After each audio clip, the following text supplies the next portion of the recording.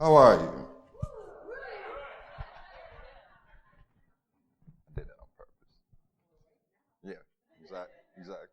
No, always a pleasure to be here, and I want to thank you all. As always, Reverend Soto, Chris Monk. Thank you. My beautiful partner in crime back there. Thanks for coming to join me this morning. All right. For those of you who have not had an opportunity to meet my partner in crime, my wife, it's Miss Natasha Thomas Jackson. She's a little shy sometimes, so I might get in trouble for that, but Chris told me to. You saw that, right? I want you to do me a favor this morning, and without peeking at your neighbor, raise your hand for me if you feel like you have a sense of what you're good at. Okay. It's a goodly amount of folks here. I've always personally thought it was really fortunate to have a good sense of your purpose and your passion, and obviously everyone does not. But with that sometimes comes some of our challenges and our hubris as well. So do me a favor and close your eyes for me. I need you to imagine a scene for me very briefly. In preparation for today, I was thinking through several different stories and examples and things that I might want to use. And what occurred to me was a tale that I think most of us would be familiar with, but I had a slightly different take on it for this time. And so if you would, for me, please picture a group of animals standing around, chewing the fat as animals do. I don't know. But I want you to picture one of them, and particularly a hare, right? A rabbit. Showing up on the scene and kind of interrupting what everybody else was already talking about. He's kind of late to the conversation. He's like, excuse me, folks, I want everybody to know that I've been thinking a lot about feet and legs lately, and I just want to say that I have the best feet. I know it, you know it, we all know it, right? These are great feet, and when I look down and I look around at everybody else's feet, I can't help but think I have to be able to win any race I run. These are wonderful legs, these are wonderful feet. I've talked to many experts, all the experts say it. And up speaks this tortoise, right? And sounds off some disagreement and says, well, you might have indeed the best feet, but at the end of the day, I do believe I can take you in a race. Right? And the hare is like, excuse me, folks, that doesn't make any sense. This guy's obviously crazy. I'm going to take him. You know it, I know it. And now we're all set up for this race. Right? And I'm pretty sure the hare believes that he's going to not only win, but win bigly. Right?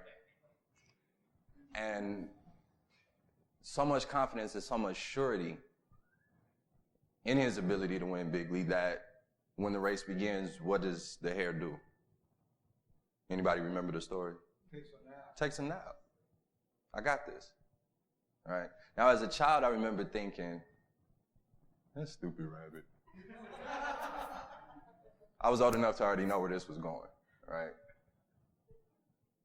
But as I got older and began to become a little more honest with myself and to evaluate myself a little bit more, the uncomfortable truth came up for me, which is that in many ways and at different times.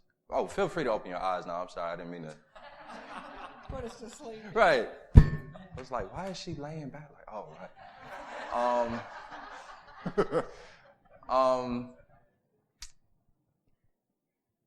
it occurred to me as I got older that at various times in my life, I've been the hair myself. I became overly attached to what I began to perceive as my skills and my talents, and put so much emphasis on those that it wasn't rooted in a sense of purpose and passion and all these things. It was rooted in ego. And in that, there's a fragility. And so anytime somebody suggests that maybe mine aren't the best, I feel the need to speak up, because that's what ego does. It tells you, hold on. There's a threat. We got to defend ourselves. We got to speak up. We got to let it be known we are indeed the best. Right? And so I've been that hair I don't know how many times. Now, let me do a quick poll. This mic feels a little loud. Can we turn it down a little bit? Let me do a quick poll. How many of you have been the hair at times in your life? Yeah? Most of us? Now, for those who didn't raise their hand, we need to talk. Right? And in that moment, I forget the source from which I got good in the first place.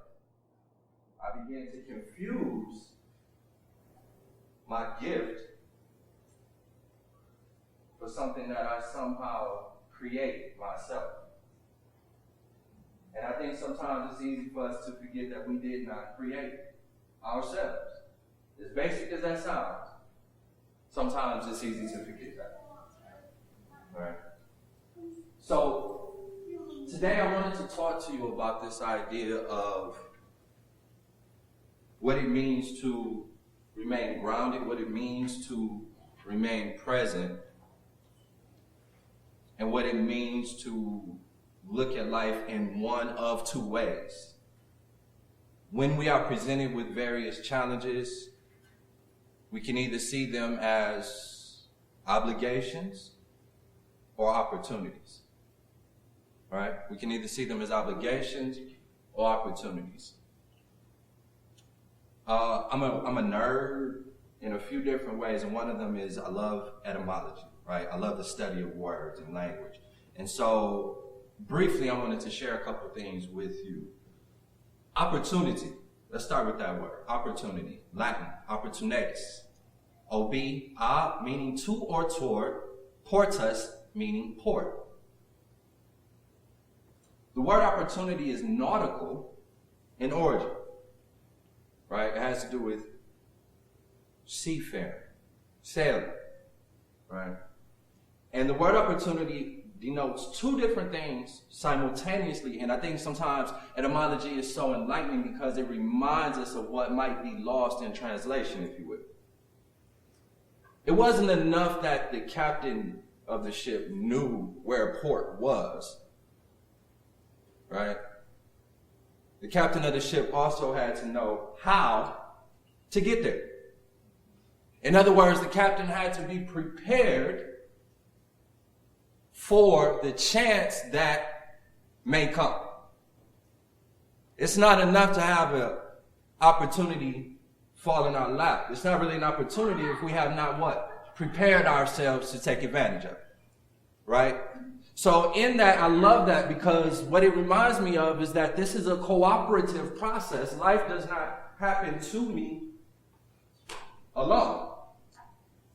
I have a part to play in it. Right? This is a two-way street. This is a relationship that I co-create, co-develop with my universe, my God, or what language you might choose to use.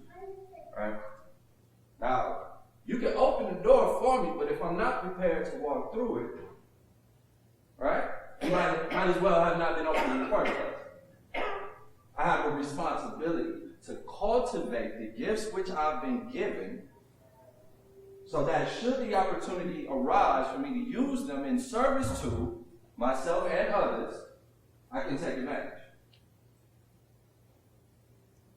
In the case of the hair, in the case of our ego, sometimes what happens is we're given these talents, we're given these gifts, we forget that they are indeed gifts. We squander said gifts, And then we become victims of the very gifts we have. Our gift, in other words, become what? A curse.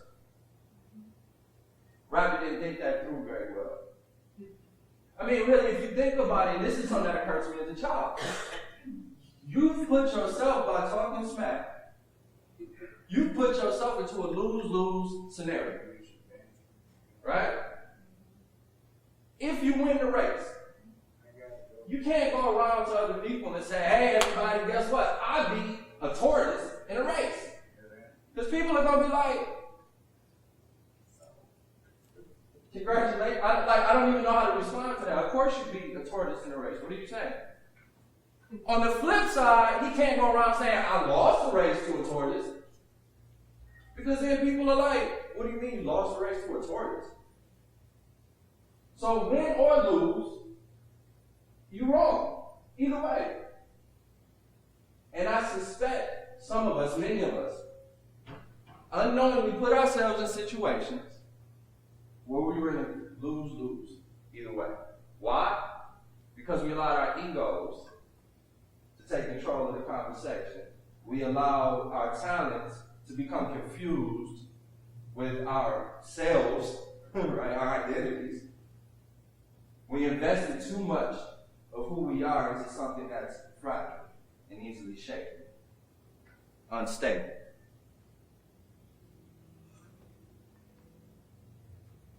Obligation. All right, so we're talking opportunity versus obligation. The word obligation, OB, again, to or toward. Legare, meaning binded. Binded. Moving into being bound. Bound to, bound with something and or someone. Right? I'm bound to this. Now, I don't know about you, but I personally tend to buck up on the inside when I feel bounded. I think one of the things that psychologists tell us is quick to make us feel that fight or flight is when we're restricted in our movement and we perceive our freedom to be snatched from us. That'll make somebody rebel, won't it? Am I alone in here? Okay. For a second. All right. All right. A, meaning to or toward, legare, meaning bound. To be bound is to perceive a loss of choice, which incites rebellion. What's interesting, though, is I might perform the exact same action out of either opportunity or a sense of obligation, but the observer will not know either way. Right? The observer will not know either way. Who will know? I will know. What makes a difference in my quality of life? What I know on the inside to be true. Right? We're speaking to quality of life. Opportunity, not obligation, is the cornerstone of spirituality. When we begin to move with each other, with ourselves, out of a sense of obligation, we have indeed bound ourselves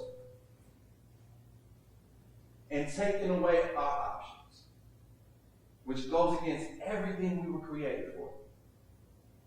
We were created to have options. We were created to be creators in the Creator's image. And sometimes we forget we're not obliged, don't we? Until we see somebody else suddenly throw their hands up and walk away from that which we have perceived to be an obligation.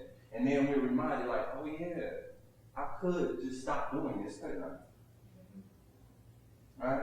And there have been famous people throughout history who show us over and over and over again, you are not obligated to do anything. And at any point, the universe continues to allow people into our lives to give us examples over and over again that you too can throw off the shackles and do something completely different. But we forget that. We get comfortable. Don't we? Mm-hmm. What is it? And I think you and I were saying briefly about this, right? The devil we know. We fear the unknown. We fear taking those risks. You know who didn't in that story, though, was the tortoise. I would love to have talked to the tortoise.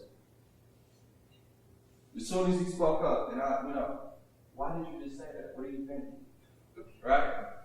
Because if I'm betting on the race, I'm losing money that day. I'm going to tell you right now, my money is on the hair. And if I find him taking a nap, I'm poking him with a stick. You better get up, right? I got money on this.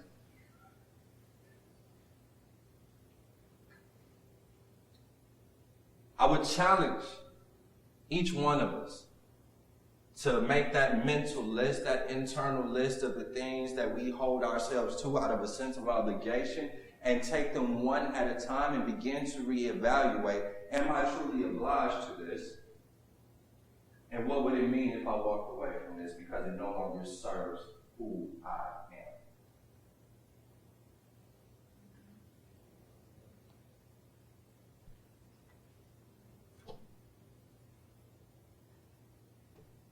The other half of this equation is the idea of purpose, which is why I asked us that up front, right? How does one obtain a sense of purpose? I'm going to make the argument that the best way to obtain and maintain your sense of purpose is through presence, being present, being aware, being grounded in the now, here, in the moment. Why? Well, let's go back to the etymology, Latin. Presentia. Pre mean before, right? That's where we get the phrase pre, right? P-R-E, that prefix. Pre meaning before, sense us, meaning sensation, feeling, and meaning. Before, sensation, feeling, and meaning. Now notice what the Latins did. Sensation and meaning are posed as synonymous with one another. Why? Because there is an understanding that our feelings are what gives meaning to that which we do. Am I making sense this morning? Yeah. If in your movement, in your action, in your life, you do not feel a sense of purpose, a sense of meaning, that is a red flag telling you this may be something worth reevaluating.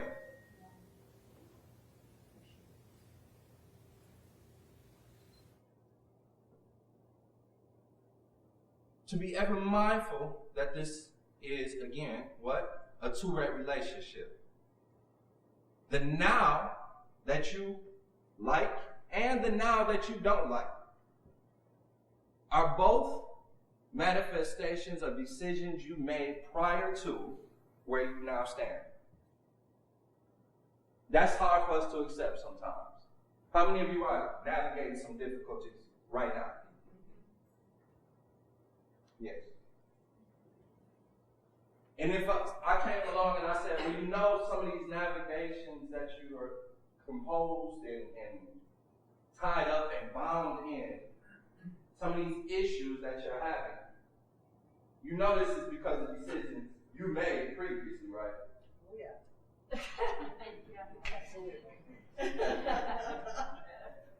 Now, obviously, I'm not speaking to the natural disasters.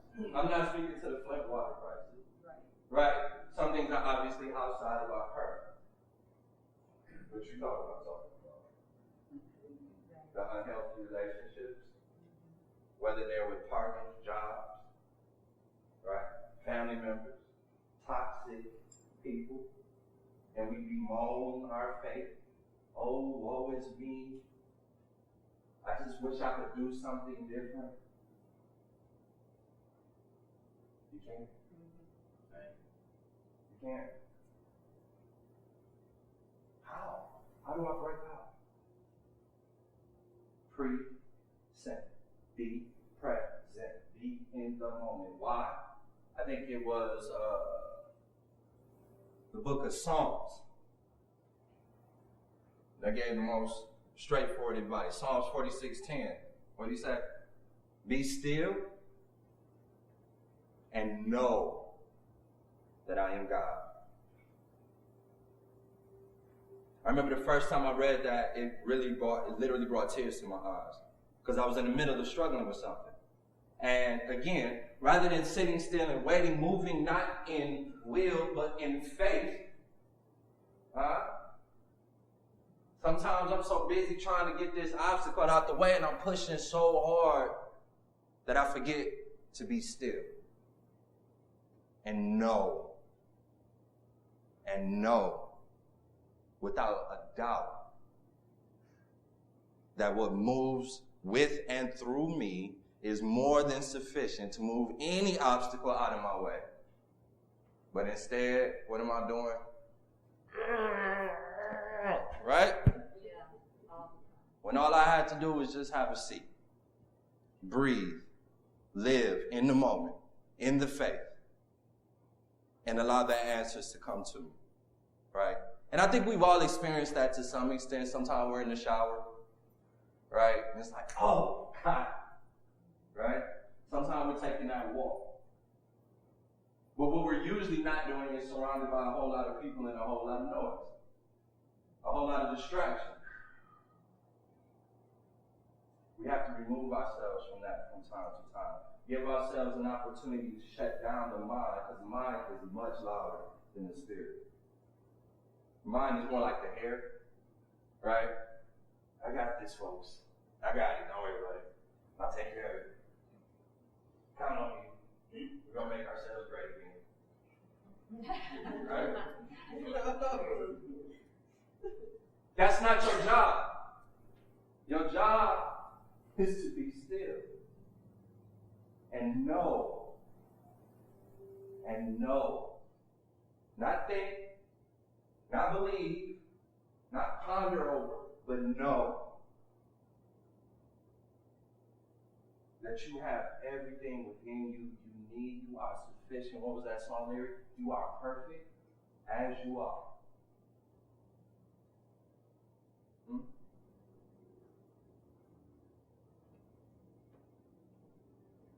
Purpose. Latin.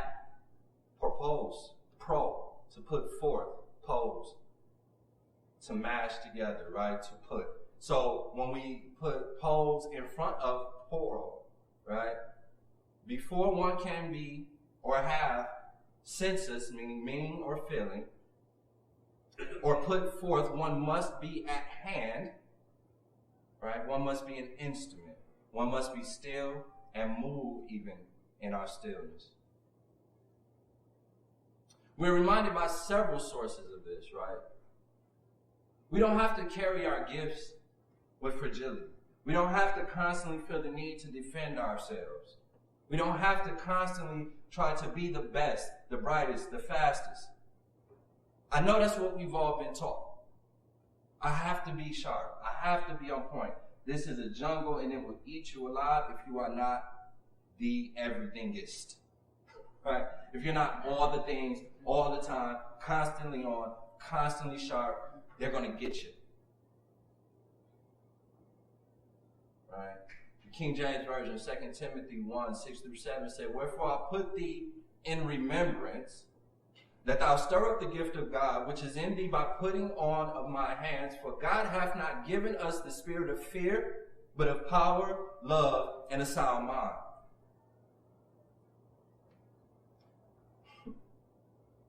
Wherefore I put thee in remembrance. That's first and foremost. Wherefore I put thee in remembrance. Sometimes we need to be reminded. Am I the only one? Do you all need to be reminded from time to time? Okay. Sometimes we need to be reminded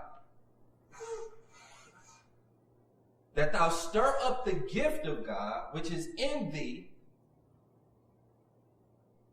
For God hath not given us a spirit of fear, but of power, love, and a sound mind. For God hath not given us the spirit of fear. That's the one I have to remember the most. Fear, ideally, should be an instantaneous red flag that I am no longer in touch with the essence of self, because if I was, then the fear would simply not be there. Why? Because God have not given us a spirit of fear. So where does fear come from? Our ego. What some people refer to as the devil. Whatever language you like to use, I would argue they're one and the same. You can't do that. What do you think? That's not your place. This isn't the time. You weren't made for that. Somebody else could do that way better than you could. Why don't you go sit back down somewhere? You haven't read enough to be efficient at that. You don't know enough. You're not the smartest one in the room. They'll never love you, you know. You're not worthy of love. You've been told that since you were what, a kid? Huh? You're not sufficient. You're not enough. Our egos are loud. And meanwhile, deep down inside, our spirits are saying, you know better than that, right? But if we're not still, if we're too busy running around trying to force it to work, then the mind is allowed to function on its own, louder and louder and louder. The greatest gift we can give to ourselves is to give ourselves time to be alone sometimes, to be still sometimes, to forget those other voices and those other folks and those other obligations sometimes, and to make ourselves the first priority so that we can reconnect with the essence of who we are, remember our purpose, reconnect with our purpose, and then function from that place instead of one of fear. Does that make sense? When was the last time you gave yourselves a mini vacation? All right, don't even answer that. Turn to your neighbor. Turn to your neighbor and say, neighbor, give yourself a mini vacation. So I heard somebody doing it, nigga. Some of you look at me like I was. I'm going to try it again. Turn to your neighbor and say, neighbor, give yourself a mini vacation.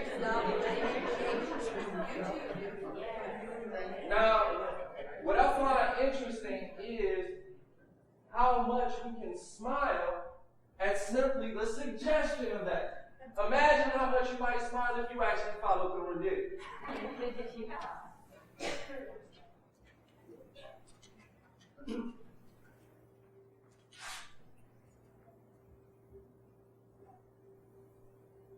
I know obligations feel heavy. I know they feel real. I know the pressure that they bring. I have a family. I have things I have to pay for. I get it. Trust me. But I would say this.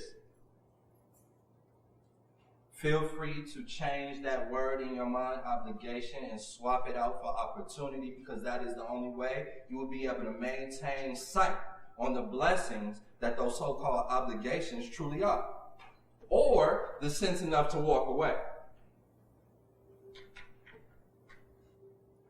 Neil Walsh says, tell me, right? He's always having this internal conversation with God. Tell me, what promises should I make? What agreements must I keep? What obligations must I carry? What guidelines should I seek? And the response he receives is this. The answer is the answer you cannot hear. For it leaves you without guidelines and renders null and void every agreement in the moment you make it. The answer is simple. You have no obligation, neither in relationship to others nor in all of life. You said, what? No obligation? He said, no obligation, nor any restriction or limitation, nor guidelines, nor rules, nor are you bound by any circumstances or situations, nor constrained by any code of law, nor are you punishable for any offense, nor capable of any, for there is no such thing as being offensive in the eyes of God.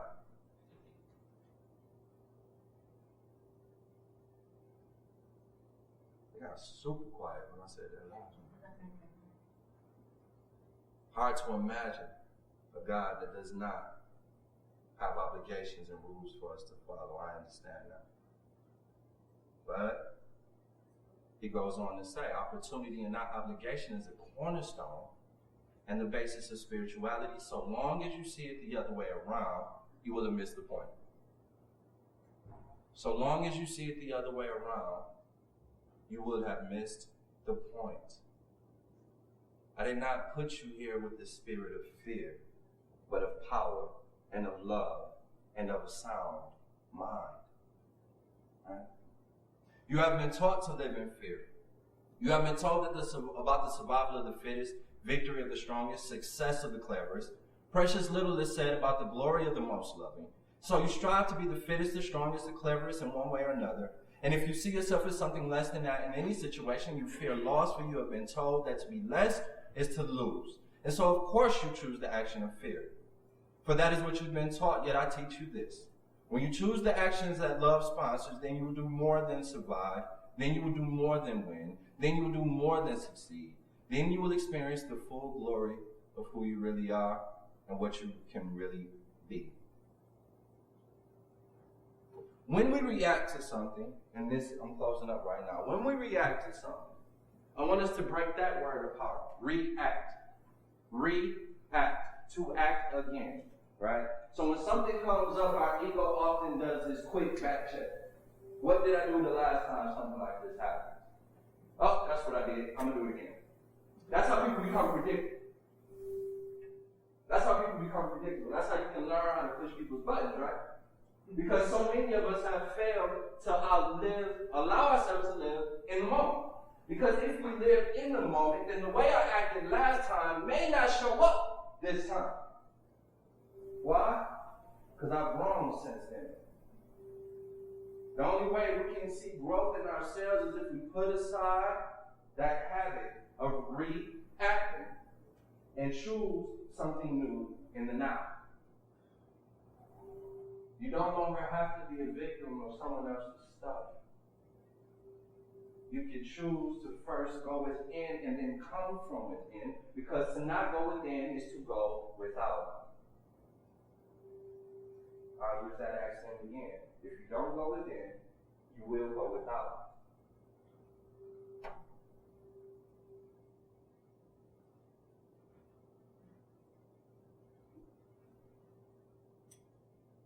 So, stay as present as possible. Understanding that the moment, the decision you make in the moment will equal your future. Prepare. Knowing what is not the same as knowing how. Knowing what is not the same as knowing how. It's kind of like having the GPS tell you exactly where it is, but gives you no directions on how to get there.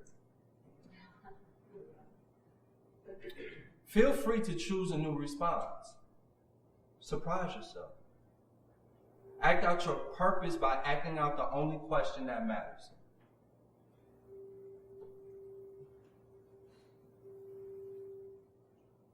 Not how can I best this person or this situation. Not how can I get the most out of it or give up the least. Those are not the questions that matter. How do I defend myself against this perceived attack? That's not the question that matters. The only question that matters is what would love do now? I don't care what they did the last time. I don't care how many times you feel like you, quote unquote, turn the other cheek. What would love do now? It's not passive. Because sometimes love will tell you need to walk away. Sometimes love will tell you it's time to go. Sometimes love will tell you it's time to fight. But whatever you do, whatever you choose in any given situation, I'm encouraging you this morning to ask yourself first, and before you do anything else, what will love do now? Thank you.